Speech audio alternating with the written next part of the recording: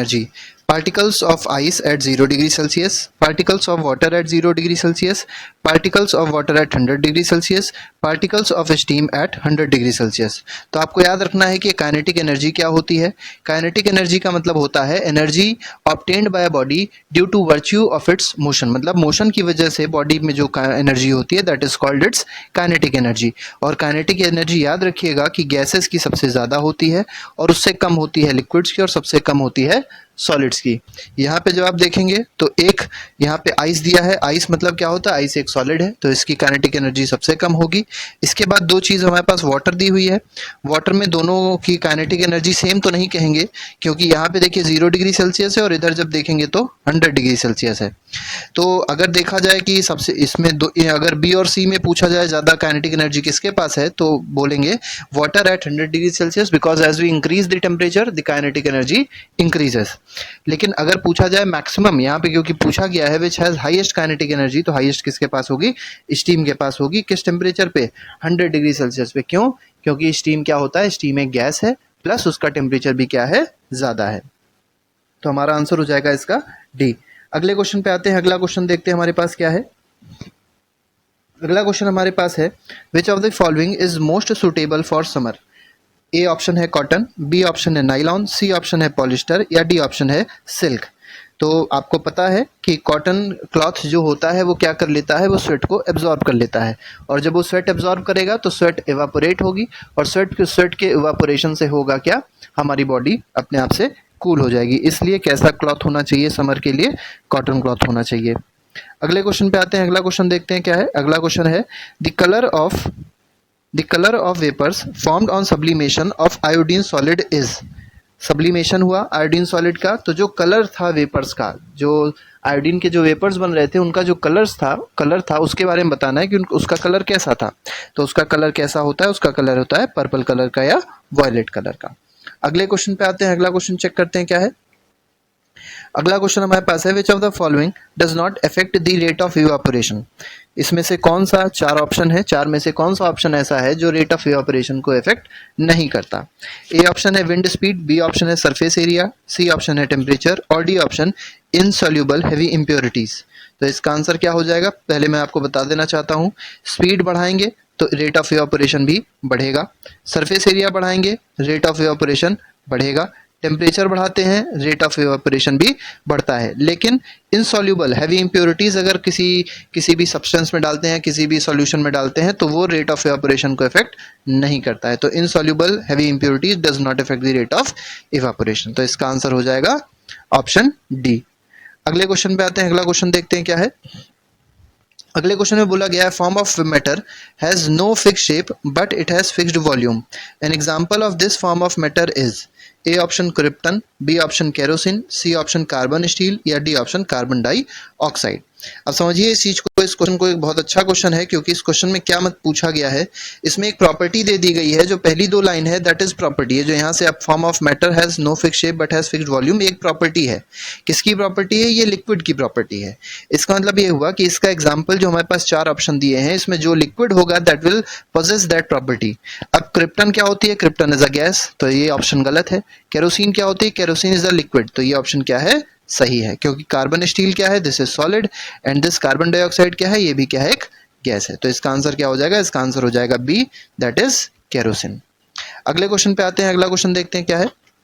When water at 0 degree C at 0 degree Celsius freezes to form ice at the same temperature of 0 degree Celsius, then it absorbs. Then option है it absorbs some heat, B option है releases some heat, C option है neither absorbs not release heat या D option है absorbs exactly equal to 3.34 into 10 to the power 5 joule per kg of heat. इसका जब आप answer देखेंगे तो आपको ये समझना है कि यहाँ पे क्या हो रही है, यहाँ पे प्रोसेस हो रहा है फ्रीजिंग. और फ्रीजिंग पॉइंट में जब फ्रीजिंग होती है तो फ्रीजिंग में क्या होता है, लेटेंट हीट कुछ ना कुछ क्या होती है, रिलीज होती है. तो ये लेटेंट हीट रिलीज होगी मतलब some heat is release in this process. तो इसका आंसर क्या हो जाएगा, इसका आंसर हो जाएगा बी. अगले क्वेश्चन पे आते हैं. अगला क्वेश्चन क्या होता है. अगला क्वेश्चन हमारे पास है when heat is constantly supplied when heat is constantly supplied by a burner to boiling water, then the temperature of water during vaporization. A point, A option A, rises very slowly. B option rises rapidly. Under steam is produced. C option first rises and then become constant. D option does not rises at all. तो देखिए यहाँ पे आपको ये समझना है कि process कौन सा हो रहा है, वेपराइजेशन हो रहा है।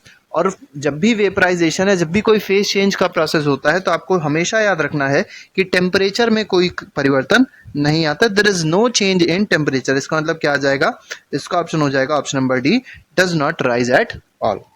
अगले क्वेश्चन पे आते हैं। अगला क्वेश्चन देखते हैं क्या है। अगला क्वेश्चन हमारे पास दिया है, which of the following set of phenomena would increase on raising the temperature. मतलब टेम्परेचर बढ़ाने से इनमें से कौन सा फिनोमेना ऐसा होगा जिसमें चेंजेस आएंगे, जो क्या होगा, इंक्रीज होगा। तो diffusion, evaporation, compression of gas. Evaporation, compression of gas, solubility. अगला दिया है evaporation, diffusion, expansion of gas. या डी ऑप्शन दिया है evaporation, solubility, diffusion, compression of gas. याद रखिए यहाँ पे देखिए, आपको समझना ये है कि डिफ्यूजन तो होता है, डिफ्यूजन तो बढ़ता है with increase in temperature. Evaporation भी बढ़ता है इंक्रीज इन टेम्परेचर, लेकिन कॉम्प्रेशन घटता है। ठीक है, कॉम्प्रेशन बढ़ता नहीं है, कॉम्प्रेशन घटता है विद इंक्रीज इन टेम्परेचर। लेकिन याद रखिएगा एक्सपेंशन, जो गैसेस का एक्सपेंशन होता है वो क्या होता है, वो बढ़ता है।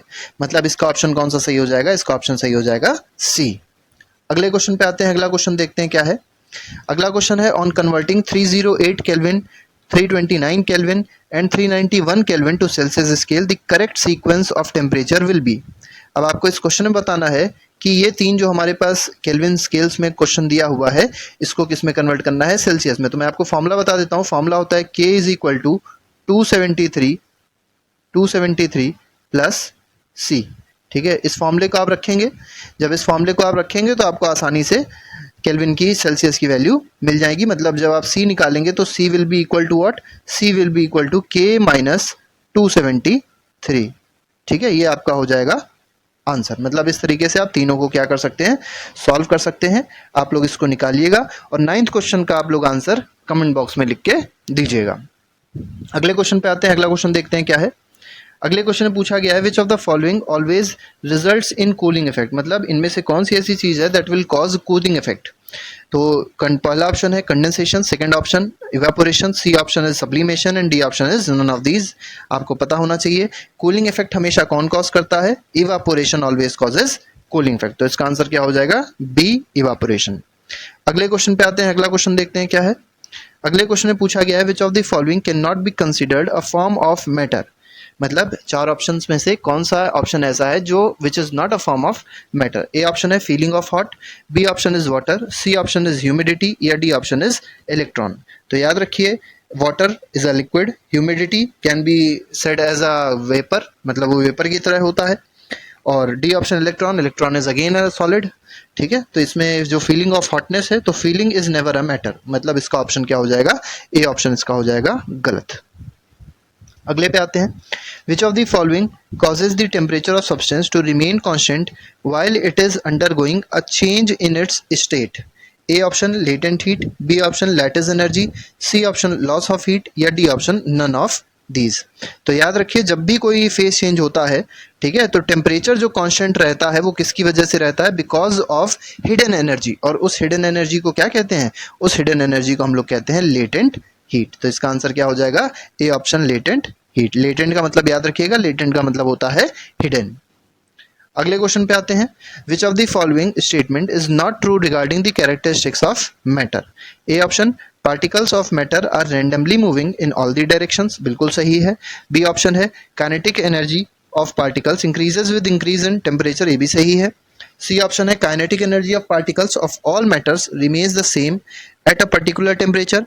D option particles of matter diffuse into each other on their own. तो डी ऑप्शन तो सही है, लेकिन डी ऑप्शन की सी ऑप्शन क्या है, सी ऑप्शन इसका गलत है। लेकिन पूछा जाए क्यों गलत है, तो देखिए इसमें आपको समझना है ऑफ ऑल द मैटर्स बोला है, kinetic energy of all the matters क्या रहेगी, सेम। ऐसा नहीं हो सकता, क्योंकि काइनेटिक एनर्जी आपको पता है गैसेस की सबसे ज्यादा होती है, लिक्विड की उससे कम होती है, और सॉलिड्स की सबसे कम होती है। और इसके पीछे कारण क्या है, इसके पीछे रीजन ये है कि जो इंटरमॉलिक्यूलर फोर्स ऑफ अट्रैक्शन है, या ये बोल सकते हैं इंटरमॉलिक्यूलर स्पेसेस होती हैं, वो गैसेस में सबसे ज्यादा होती हैं। ठीक है, तो टेम्परेचर सेम रहेगा, तो जरूरी नहीं है कि सब में काइनेटिक एनर्जी क्या रहे, सेम रहे। That will depend on the state of matter. तो इसका ऑप्शन क्या है, इसका ऑप्शन सी सही है। अगले क्वेश्चन पे आते हैं, नेक्स्ट क्वेश्चन देखते हैं क्या है। The quantity of matter present in an object is called. बहुत सिंपल सा क्वेश्चन है। A option weight, B option gram, C option is mass and D option is density. तो इसका आंसर क्या हो जाएगा? मास। और यही इसका अगर देखा जाए तो मास का फॉर्म मतलब मास की डेफिनेशन भी ये होती है, the amount of matter present in a body is called मास। अगले क्वेश्चन में आते हैं। अगला क्वेश्चन देखते हैं क्या है। At higher altitudes, higher altitudes मतलब जब हम लोग ऊंचाई पर जाते हैं तब क्या होता है।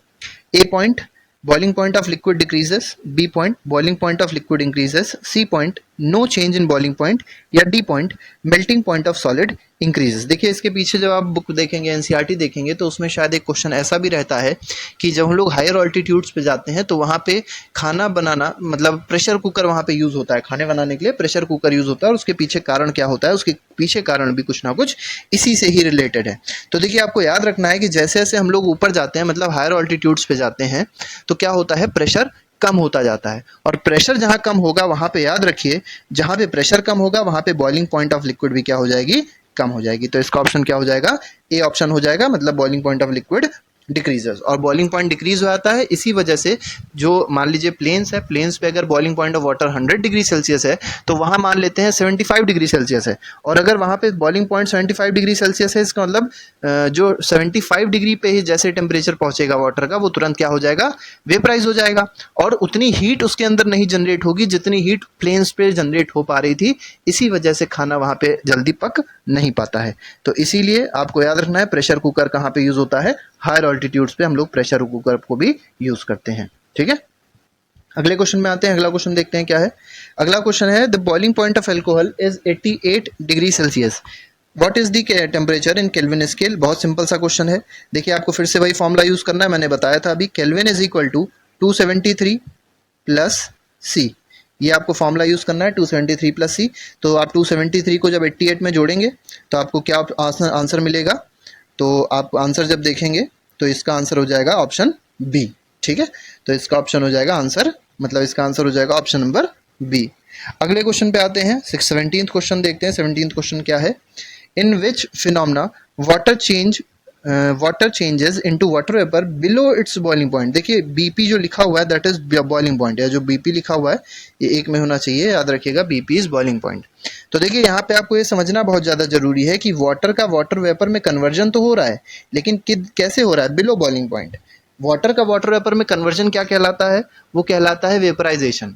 लेकिन वो किस टेम्परेचर पे होता है, तो वो होता है बॉइलिंग पॉइंट पे। लेकिन यहाँ पूछा गया है बिलो इट्स बॉइलिंग पॉइंट, तो बिलो इट्स बॉइलिंग पॉइंट पे क्या होता है, ये होता है इवापोरेशन। अगले क्वेश्चन पे आते हैं। अगला क्वेश्चन देखते हैं क्या है, the boiling point of water on Celsius and kelvin scale. Boiling point पूछी गई, वाटर की बॉइलिंग पॉइंट क्या होती है, तो बॉइलिंग पॉइंट सेल्सियस स्केल में, अब देखिए ऑप्शन में पढ़ देता हूँ, 373, 273, ऐसे ऐसे करके 4 ऑप्शन दिए हैं, आप लोग को समझ में आ रहे होंगे। तो याद रखिए सेल्सियस स्केल में जो बॉइलिंग पॉइंट वाटर का होता है वो होता है 100 डिग्री सेल्सियस, और जो केल्विन में आ जाएगा वो कितना हो जाएगा, 100 में आपको कुछ नहीं करना, 100 में सीधे सीधे आपको 273 को ऐड कर देना है। और जब 100 प्लस 273 आप करेंगे तो क्या बन जाएगा, 373। इसका मतलब ऑप्शन क्या सही है, इसका option number D is the correct option. अगले क्वेश्चन पे आते हैं। When we put some crystals of potassium permanganate in a beaker containing water, we observe that after some time the whole water has turned pink. This is due to, अब वो pink हो गया, बताना है किस कारण, किस वजह से हुआ। A point boiling, B point melting of potassium permanganate crystals, C point है सब्लिमेशन ऑफ क्रिस्टल्स, या डी पॉइंट है डिफ्यूजन। तो ये एक एग्जांपल किसका होता है, ये एक एग्जांपल है डिफ्यूजन का। पोटेशियम परमैग्नेट का फॉर्मूला सब लोग जरा कमेंट बॉक्स में जरूर लिखेंगे, what is the formula of potassium permanganate. अगला क्वेश्चन है, the state of matter which consist of super energetic particles in the form of ionised gases is called.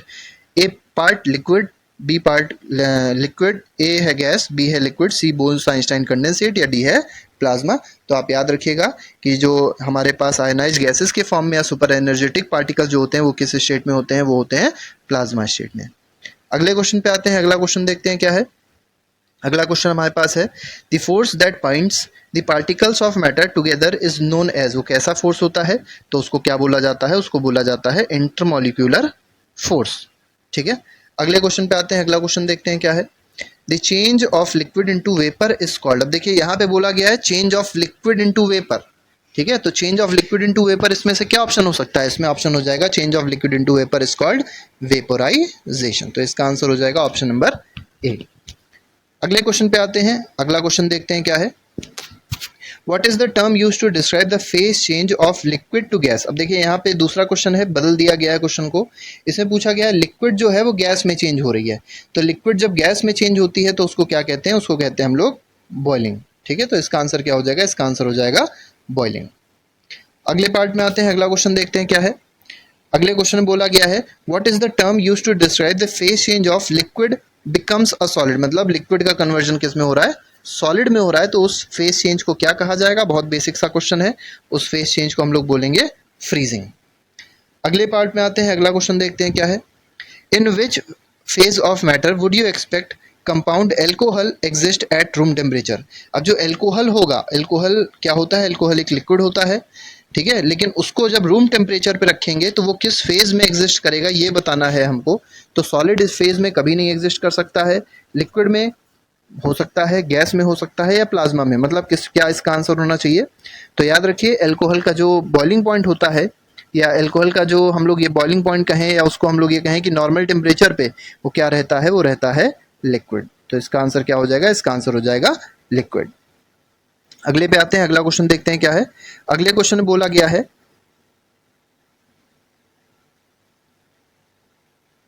अगले क्वेश्चन में क्या बोला गया है? अगले क्वेश्चन में बोला गया है कि which of these choices will not change the state of matter. तो कौन सा ऐसा ऑप्शन है जो स्टेट ऑफ मैटर को चेंज नहीं करेगा? तो टेम्परेचर हमको पता है, temperature changes the state of matter. B option है crushing of crystal, C option है प्रेशर, या डी ऑप्शन है हीट।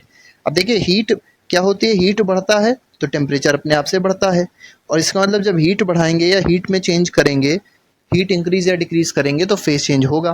प्रेशर भी आपको पता होगा, प्रेशराइज करते हैं हम लिक्विड को, प्रेशराइज करेंगे तो लिक्विड किस में चेंज हो जाएगी? सॉलिड में। इसका मतलब प्रेशर के चेंज होने से या हीट के चेंज होने से स्टेट ऑफ मैटर में चेंज आता है, टेम्परेचर के चेंज होने से भी स्टेट ऑफ मैटर चेंज हो जाता है। लेकिन क्रशिंग का क्रिस्टल, फोड़ने से, सॉलिड है, सॉलिड को हमने फोड़ा तो लिक्विड गैस नहीं बनेगा, वो क्या रह जाएगा? वो अभी भी सॉलिड रह जाएगा। इसका मतलब crushing of crystal is the correct answer. अगले क्वेश्चन पे आते हैं। अगला क्वेश्चन देखते हैं। Out of the following which is the densest state of matter, मतलब पूछा गया है सबसे ज्यादा डेंसिटी किस स्टेट ऑफ मैटर की होती है इन सब में से। तो डेंसिटी आपको पता होनी चाहिए। What is density? तो density is mass per unit volume. तो मास अपॉन वॉल्यूम इसका फॉर्मूला होता है, mass per unit volume is called density. और सबसे ज्यादा डेंसिटी किस में होती है? सबसे ज्यादा डेंसिटी होती है सॉलिड में। बहुत बेसिक सा क्वेश्चन है ये। अगला क्वेश्चन देखते हैं। अगला क्वेश्चन क्या है? अगले क्वेश्चन में बोला गया है select the correct order of evaporation for water, alcohol, petrol and kerosene oil. तो इवापोरेशन का रेट बताना है, सबसे ज्यादा किसका होता है और सबसे कम किसका है, उसके ऑर्डर में हमको लगाना है। तो पहला ऑप्शन दिया है, इसमें जब आप ऑप्शन देखेंगे तो सबसे पहले आपको याद रखना है कि पेट्रोल का सबसे तेजी से इवापोरेशन होगा, उसके बाद एल्कोहल का होगा, उसके बाद केरोसिन इवापोरेट होगा, और सबसे धीमे कौन इवापोरेट होगा? वाटर। तो इसका ऑप्शन क्या हो जाएगा? Option number D. अगले क्वेश्चन पे आते हैं। अगला क्वेश्चन देखते हैं क्या है। अगले क्वेश्चन में बोला गया है which one is a sublime substance, मतलब पूछा गया है इनमें से कौन सा ऐसा सब्सटेंस है जिसमें सब्लिमेशन होगा। टेबल सॉल्ट पहला ऑप्शन है, दूसरा ऑप्शन शुगर है, C option is iodine, and D option is potassium iodide. तो आपको पता होगा यहाँ पे तीन ऑप्शन ऐसे हैं जो सब्लिमेशन नहीं शो करेंगे, लेकिन आयोडीन में सब्लिमेशन होता है। अगले क्वेश्चन में आते हैं। अगला क्वेश्चन देखते हैं क्या है। SI unit of temperature is, SI unit बतानी है टेम्परेचर की, एसआई यूनिट क्या होती है? तो सेल्सियस, फ़ारेनहाइट, केल्विन, या नन ऑफ दीज। तो याद रखिएगा यहाँ पे जो तीनों यूनिट्स दी हुई हैं ये तीनों यूनिट्स टेम्परेचर की यूनिट्स हैं, लेकिन जब एसआई यूनिट की बात करी जाएगी तो क्या आएगी? उसमें केल्विन आएगी। अगले क्वेश्चन में आते हैं। अगला क्वेश्चन देखते हैं। What is dry ice? Dry ice क्या होती है पूछा गया है। Ice having no water of crystallisation, ice that has been dried, solid carbon dioxide, या नन ऑफ दीज। तो इसका आंसर क्या हो जाएगा? इसका आंसर हो जाएगा solid carbon dioxide. Carbon dioxide का फॉर्मूला होता है CO2, ठीक है, CO2। कैपिटल C होता है, कैपिटल O होता है, और नीचे 2 लिखा जाता है सब स्क्रिप्ट में। अगले क्वेश्चन में आते हैं। Which one is a surface phenomena? Surface phenomena इनमें से कौन सा है? इवापोरेशन, बॉइलिंग, या बोथ A एंड B, या नन ऑफ दीज। तो आपको याद रखना है इवापोरेशन जो होता है वो कैसा फिनोमेना होता है, that is surface phenomena. Surface phenomena का मतलब होता है कि मान लीजिए हमारे पास ये एक बीकर है, इसमें वाटर भरा हुआ है, तो वाटर का जो सबसे ऊपर का पार्ट होगा वो सबसे पहले क्या होगा, उसमें फेज का चेंज आएगा, मतलब that the particles will start evaporating from its surface. तो पार्टिकल का इवेपोरेशन जो होता है या पार्टिकल्स का जो फेज कन्वर्जन होता है वो कहाँ से स्टार्ट होता है, वो स्टार्ट होता है सरफेस से। इसीलिए इसको क्या बोलते हैं, सरफेस फिनोमेना बोलते हैं। लेकिन बॉइलिंग जब देखते हैं तो बॉइलिंग में बल्क फिनोमेना बॉइलिंग को बोला जाता है। बल्क मतलब होता है कि पूरे लिक्विड का ही इवापोरेशन या पूरे लिक्विड का जो फेज चेंज होगा वो सेम टाइम पे स्टार्ट होगा, इसीलिए उसको क्या बोलते हैं हम लोग, बल्क फिनोमेना बोलते हैं। अगले क्वेश्चन पे आते हैं। अगला क्वेश्चन देखते हैं क्या है, the rate of diffusion depends on. Rate of diffusion किस पे डिपेंड करता है पूछा गया है। तो rate of diffusion temperature, A option है, बी ऑप्शन है सरफेस एरिया, सी ऑप्शन है both temperature and surface area, या डी ऑप्शन है none of these. Question number 34 होगा। तो क्वेश्चन नंबर 34 देखते हैं, which one in which the inter particle forces are strongest is. तो inter particle forces या inter molecular forces पूछा गया है, इनमें से किसमें स्ट्रॉन्गेस्ट होगा। सोडियम है, हाइड्रोजन है, ईथर है और कार्बन डाइऑक्साइड है। This is sodium chloride. Sodium chloride आपको पता है, सोडियम क्लोराइड का फॉर्मूला क्या होता है, NaCl होता है। और ये NaCl को हम लोग क्या बोलते हैं, कॉमन सॉल्ट बोलते हैं। ये हम लोग नमक खाते हैं जो, वही होता है। अब ये जब आप NaCl देखेंगे तो इसका स्टेट कैसा होता है, इसका स्टेट होता है सॉलिड, और सॉलिड के पास ही सबसे ज्यादा फोर्स ऑफ अट्रैक्शन होता है, that is why solid is the answer. Hydrogen क्या है, हाइड्रोजन एक गैस है। ईथर क्या है, ईथर एक लिक्विड है। कार्बन डाइऑक्साइड क्या है, carbon dioxide again a gas. तो इसका आंसर क्या हो जाएगा, ए ऑप्शन, सोडियम क्लोराइड। अगले पे आते हैं, अगला क्वेश्चन देखते हैं क्या है, zigzag motion of solute particles in a solution is known as linear motion, circular motion, Brownian motion या कर्व मोशन। इसका आंसर क्या है, इसका आंसर है ब्राउनियन मोशन। अगले क्वेश्चन पे आते हैं। अगला क्वेश्चन देखते हैं क्या है, gases can be liquefied by. अब देखिए गैसेस कैन बी लिक्विफाइड का मतलब क्या होता है कि गैस को हमें लिक्विड में कन्वर्ट करना है।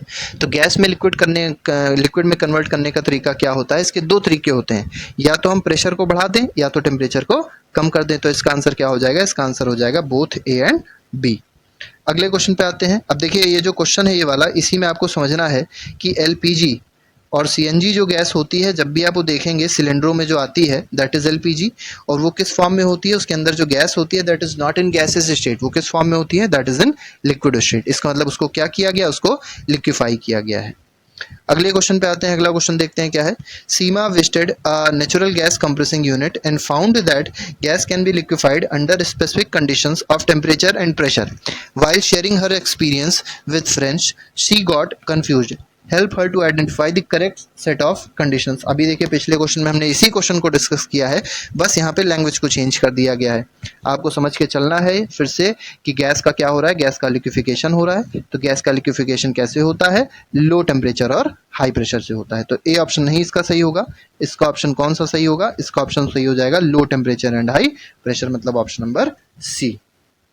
अगले क्वेश्चन को देखते हैं, the property to flow in is unique to fluids, which one of the following statement is correct. अब आपको पता होना चाहिए कि फ्लूइड क्या होता है, that can flow without any external force, which can flow is called fluids. अब फ्लूइड कौन होते हैं, तो only gases behave like fluid, gas and solid behave like fluid, gas and liquids behave like fluids, या D option देखिए यहाँ D option यहाँ लिख गया है, ओनली लिक्विड्स आर फ्लूइड्स। तो आप याद रखिएगा फ्लूइड दो चीजें होती हैं, गैस भी फ्लूइड होती है और लिक्विड भी क्या होता है, फ्लूइड होता है। तो इसका आंसर क्या हो जाएगा, इसका आंसर हो जाएगा ऑप्शन नंबर सी। अगले क्वेश्चन पे आते हैं। अगला क्वेश्चन देखते हैं जल्दी से। 39th क्वेश्चन है, during summer water kept in an earthen pot becomes cool because of the phenomena of. अब ये तो बहुत आसान क्वेश्चन हो गया। तो किस फिनोमेना से वाटर कूल हो जाता है, तो आपको पता होगा अर्दन पॉट्स में छोटे छोटे से क्या होते हैं, पोर्स होते हैं, और उन पोर्स से वाटर क्या होता है, इवापोरेट करता है। थोड़ा थोड़ा वाटर बाहर निकलता है और वो इवापोरेट करता है, और जब वो इवापोरेट करता है तो जो अर्दन पॉट होता है उसको क्या कर देता है, कूल कर देता है। इसी वजह से उसके अंदर जो पानी होता है, उस अर्दन पॉट के अंदर जो पानी होगा वो भी क्या हो जाएगा, वो भी हो जाएगा कूल। इसका मतलब इसका आंसर क्या हो जाएगा, इसका आंसर हो जाएगा evaporation, due to evaporation phenomena. अगले क्वेश्चन पे आते हैं। Question number 40, which of the following will not undergo sublimation. देखिए पिछले क्वेश्चन में क्या था, विल अंडरगो सब्लिमेशन, यहाँ क्या पूछा गया है, which will not undergo sublimation. Option जब आप देखेंगे तो ए ऑप्शन दिया है कैम्फर, बी ऑप्शन दिया है ammonium chloride, D option C option दिया है आयोडीन, या डी ऑप्शन दिया है सोडियम क्लोराइड। तो सोडियम क्लोराइड अभी मैंने आपको बताया था ये नमक होता है, कॉमन सॉल्ट होता है। क्या ये सब्लिमेशन होता है इसका? तो इसका सब्लिमेशन नहीं होता। तो इसका आंसर क्या हो जाएगा? इसका आंसर हो जाएगा ऑप्शन नंबर डी। अगले क्वेश्चन पे आते हैं। अगला क्वेश्चन देखते हैं क्या है। Which one of the following properties are not characteristics of liquid. तो लिक्विड की इसमें से कौन सी कैरेक्टरिस्टिक्स नहीं है ये पूछा गया है। तो फ्लूइडिटी मतलब दैट कैन फ्लो होता है, definite shape B C option है डेफिनेट वॉल्यूम, या डी ऑप्शन है कॉम्प्रेसिबिलिटी। तो आपको पता है लिक्विड के पास कोई डेफिनेट शेप नहीं होता, इसको आप जिस भी बीकर में डालते हैं ये उसका शेप ले लेती है। तो इसका ऑप्शन क्या हो जाएगा? इसका आंसर हो जाएगा ऑप्शन नंबर बी। अगले क्वेश्चन पे आते हैं। अगला क्वेश्चन देखते हैं। The temperature at which solid melts to become a liquid at atmospheric pressure is called. अब समझिए इस चीज़ को, बहुत इंपॉर्टेंट क्वेश्चन है ये आपको डेफिनेशन भी एक चीज़ की दे देगा जो अक्सर एग्जाम्स में पूछी जाती है।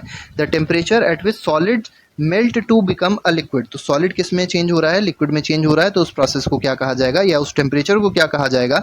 याद रखिए इसमें आपको ये लिखना बहुत जरूरी होता है, एटमॉस्फेरिक प्रेशर। तो उस टेम्परेचर को हम लोग कहते क्या है? उस टेम्परेचर को बोलते हैं मेल्टिंग पॉइंट। अगले क्वेश्चन पे आते हैं। अगला क्वेश्चन देखते हैं क्या है जल्दी से। विच is not the characteristics of matter. इनमें से कौन सी ऐसी चीज है जो कैरेक्टरिस्टिक्स मैटर की नहीं होती है? ए ऑप्शन में दिया है particles of matter are continuously moving. बिल्कुल सही बात है, होता है। तो ये तो ऑप्शन गलत हो गया। बी ऑप्शन क्या है? Particles of matter move faster और इंक्रीजिंग टेम्परेचर। ये भी सही है, टेम्परेचर बढ़ाएंगे और क्या होगा? पार्टिकल्स की स्पीड बढ़ जाएगी। Particles of matter intermix with each other on their own. ये भी हो सकता है, जिसको हम लोग डिफ्यूजन कहते हैं। पार्टिकल्स ऑफ ऑल मैटर्स, ये MATTER होगा। All matter have the same kinetic energy. ये ऑप्शन क्या है? गलत है। क्यों गलत है? क्योंकि मैंने आपको बताया था कि काइनेटिक एनर्जी दो चीज पे डिपेंड करती है, या तो टेम्परेचर पे डिपेंड करेगी और या तो स्टेट पे डिपेंड करेगी कि वो सॉलिड है कि लिक्विड है या गैस है। अगले क्वेश्चन पे आते हैं। अगला क्वेश्चन देखते हैं क्या है। Question number 44। Choose the correct statement of the following. Conversion of solid into vapours without passing through liquid state is called vaporisation. गलत है।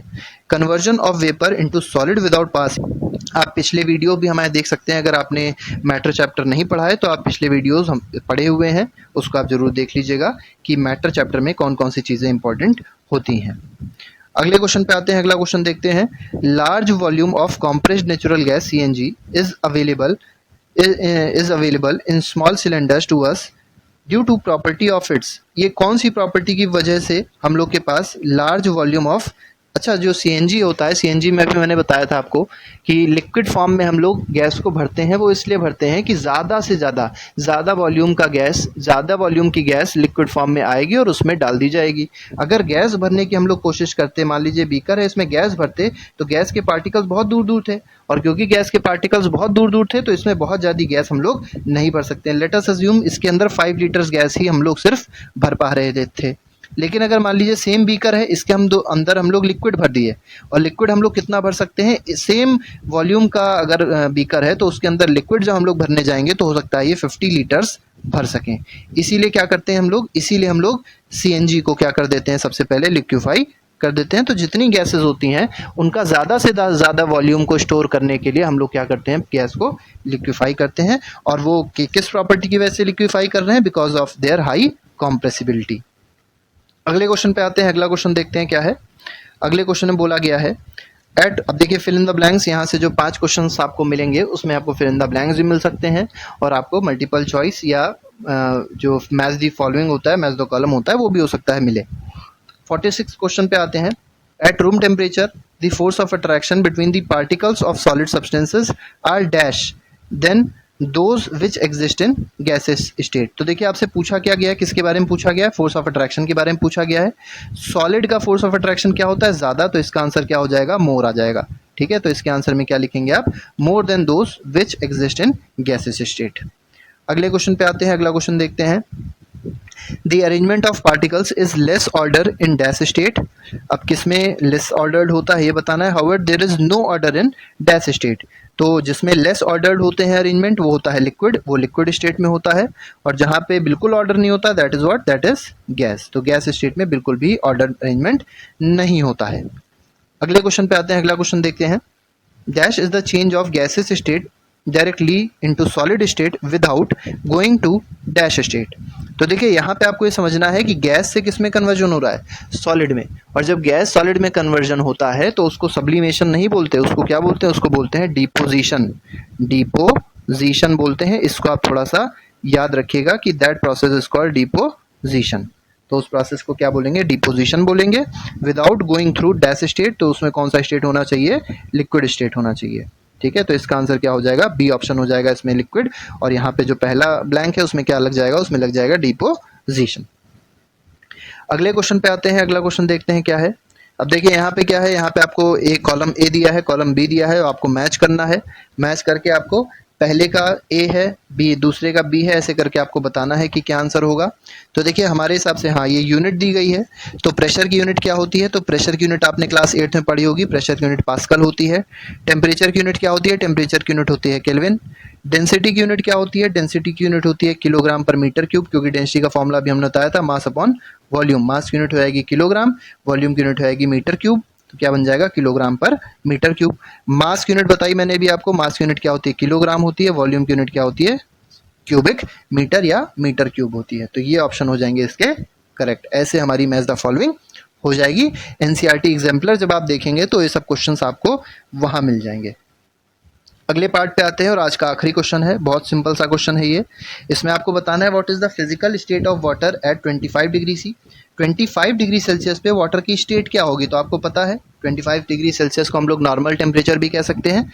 और इस पे वाटर किस स्टेट में होती है, that is liquid state. Water पानी किस स्टेट में होगा, लिक्विड स्टेट में होगा। 0 डिग्री सेल्सियस पे पानी किस स्टेट में पहुंच जाता है, तो ये बर्फ बन जाती है, मतलब इस कौन सा स्टेट होगा, that will be solid state. और 100 डिग्री सी जब देखेंगे तो 100 डिग्री सी में वो क्या बन जाएगा, वेपर बन जाएगा। तो ये हमारी सीरीज होती है ख़त्म। आई होप आप लोगों को नए नए क्वेश्चंस कुछ मिले होंगे और कुछ आपको ऐसे क्वेश्चंस भी मिले होंगे जो आप पहले से पढ़े होंगे। तो अगर आपको अच्छा लगा हो तो आप इस लेक्चर को या इस मल्टीपल चॉइस को ज़रूर लाइक करिएगा। और अगर आपने पूरी सीरीज़ देखी है तो बहुत बहुत धन्यवाद आपका। आप लोग मार्क्स ज़रूर लिखिएगा कि कितने क्वेश्चंस आपके गलत हुए या आउट ऑफ 50 आपके कितने मार्क्स आए। चलिए फिर चलते हैं, अगली बार आप लोग से फिर मुलाकात होगी एक अलग एक नए चैप्टर के साथ। तब तक गुड बाय, जय हिंद।